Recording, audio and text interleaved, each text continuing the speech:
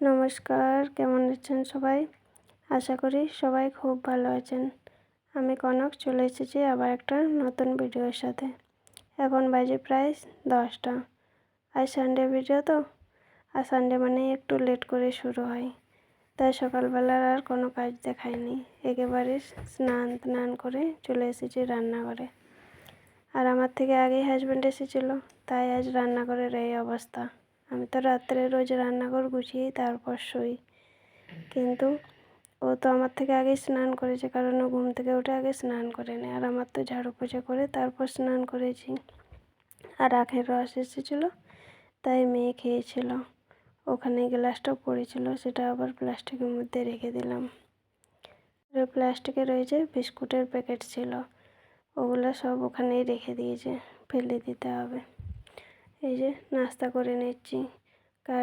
কালকে দুধ বেঁচেছিল, সেই দুধ দিয়ে চা বানিয়ে নিচ্ছি।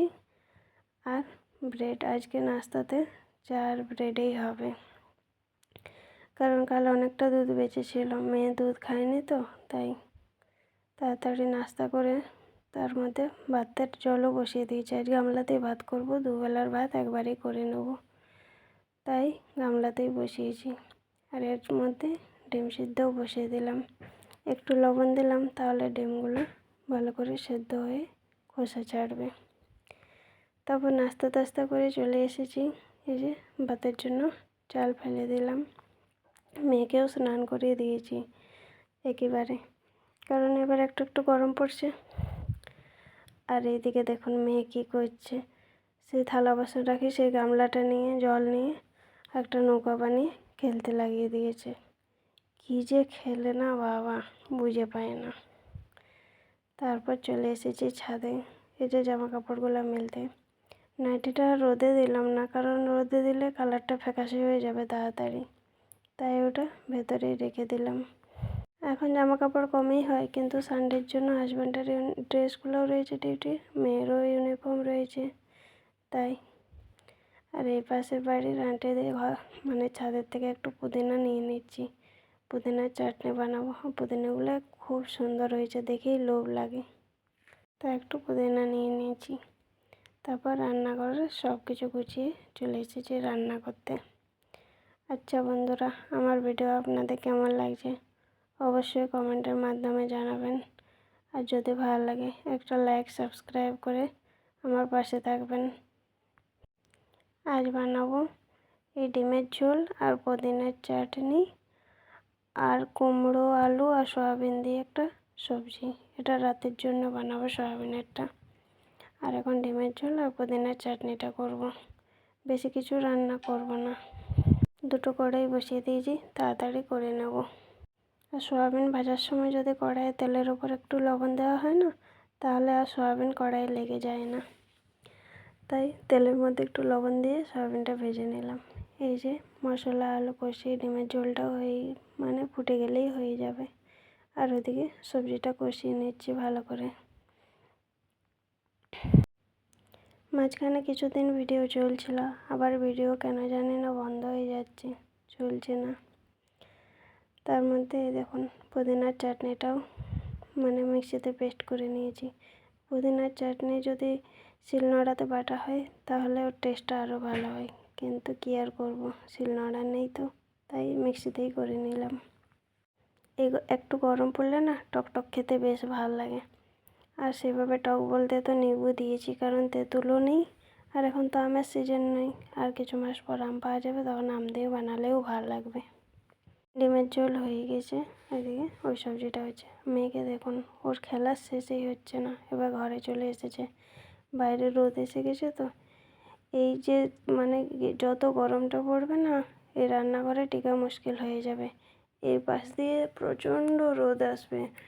শীতকালে ভালো লাগে যেমন রোদ আসে, গ্রীষ্মকালে আবার ততটাই কষ্ট হয়ে যায় রান্নাঘরে দুপুরে মানে গ্রীষ্মকালে ঢোকাই যায় না, এরকম অবস্থা হয়ে যায়। আবার সন্ধ্যের দিকটা একটু ভালো লাগে, সামনে একটা ফাঁকা রয়েছে, একটু একটু হাওয়া আসে। মানে কিছু ভালো কিছু খারাপ এই নিয়েই তো সব কিছু, পুরো জীবন সব কিছু মানিয়ে চলাই তো, মানিয়ে চলতেই হবে, আর কি করা যায়। ওইদিকে কুমড়োর সবজিটা হচ্ছে, ততক্ষণে এই যে বাকি থালা বাসন রয়েছে এগুলো ধুয়ে নিচ্ছি। কারণ বেসিনটা অনেকটাই ছোট, একসাথে যখন অনেক হয়ে যায় না, মানে ধোয়া মাজাতে প্রচণ্ড অসুবিধা হয়ে যায়। একটু বাইরে যদি জায়গা থাকতো মানে থালা বাসন ধোয়ার জন্য বেশি, তাহলে খুব ভালো হতো। কিন্তু নিজের বাড়ি তো নয় যে নিজের মতো করে একটু নল লাগিয়ে নেবে, এই করবে। ভাড়া বাড়িতে যেগুলো থাকে সেগুলো সব মানে সে সাথেই মানিয়ে নিতে হয়। আজ এখানে কাল এখানে, সব জায়গায় আলাদা আলাদা সিস্টেম, আলাদা আলাদাভাবে মানিয়ে নিতে হয়। আর এই সানডে হলেই বা কী হবে, সানডে সবার হলিডে থাকলেও হাউস ওয়াইফদের জন্য কিন্তু কোনো সানডেও নেই আর কোনো ছুটিও নেই। তাই সানডেতেই যেন মানে কাজটা একটু বেশি যেন হয়ে যায়। হ্যাঁ, একটু লেট করে উঠি ঠিকই, কিন্তু কাজটা যেন বেশি হয়ে থাকে। আর এদিকে দেখুন টমেটো কিনে এনেছি, তো টমেটোগুলো একটু বেছে রেখে নেবো। কিছু কিছু কাঁচা টমেটো নিয়েছি, দেখি কিছু টক টক বানাতে হবে। বেছে নিচ্ছি একদিকে কাঁচাগুলো, আর একদিকে যেগুলো একটু টাইট আছে সেগুলো রেখে দিচ্ছি, আর যেগুলো একটু নরম নরম সেগুলো, এই যে কয়েকটাই নরম বেরিয়েছে, এগুলো রেখে দিচ্ছি। আর এই শীতকালে টমেটো আমার খুব ভালো লাগে, সে ভাতের সাথে চাটনি বলো বা মুড়ি খেতে বেশি ভালো লাগে আমাকে টমেটো দিয়ে। তাই মানে সব আলাদা আলাদা করে রেখে দিলাম যাতে নষ্ট না হয় তাড়াতাড়ি। তারপর চলে এসেছি, এই যে রান্না বান্না হয়ে গেছে, ওভেনটা একটু পরিষ্কার করে নিচ্ছি। আর এই সামনে একটা টাইলস নয় তো দেওয়াল, এই দেখুন সিমেন্টটা ছেড়ে ছেড়ে যায়, কিন্তু যতটা পারা যায় গুছিয়ে রাখার চেষ্টা করি পরিষ্কার পরিচ্ছন্নভাবে। আমি যতটা পরিষ্কার করে রাখি, আমি মানে যে ঘরের মধ্যে থাকি, কিন্তু যে মানে বাড়ির মালিক সেও কিন্তু এতটা পরিষ্কার রাখেনি। তবুও যেমন বাড়ির বউ কোনো দিন ভালো হয় না, রোজকার দিন বলে মানে খুব খুঁত ধরেই যায়, সেরকম ভাড়াটিয়ারা যতই ভালো হোক না কেন, যতই পরিষ্কার রাখুক না কেন, ভাড়াটিয়াতে খুঁত বেরোবেই কোনো না কোনো দিক থেকে, যতই তুমি ভালো করে থাকো না কেন। মাঝে মধ্যে খুব খারাপ লাগে, মনে হয় যদি নিজের একটা বাড়ি হতো। কী আর করা যায়। এই যে রান্নাঘর পরিষ্কার করে প্লেট ধুয়ে চলে এসেছি, খাবার বেটে নিচ্ছি। অনেকটাই দেরি হয়ে গেছে, প্রায় 2:30-3টা বেজে গেছে। আমাদের অবশ্য রোজ মানে প্রতিদিনই 3টা 3:30 বেজেই যায়, মেয়ের স্কুল থাকে তো। আর সানডে বলে কিছু নেই, সানডেতেও একটু লেট করে উঠি, তাই আবার লেট হয়ে যায়। আর এই গ্রীষ্মকাল মানে যত গরম পড়বে না, আমার সবজি না হলে হবে যদি একটু পুদিনার চাটনি। ধনেপাতার চাটনিটা অতটা খুব বেশি ভালো লাগে না, কিন্তু পুদিনার চাটনিটা না আমার খুব ভালো লাগে। আমার মা বানায় পুদিনার চাটনি টমেটো দিয়ে, সেটা খেতে যে আবার কি ভালো লাগে। কিন্তু কী আর করবো, দূরে থাকি তো পাইও না। নিজে মাঝে মধ্যে বানাই, কিন্তু নিজের বানানো আর মায়ের বানানো দুটোর মধ্যে তো আলাদাই পার্থক্য।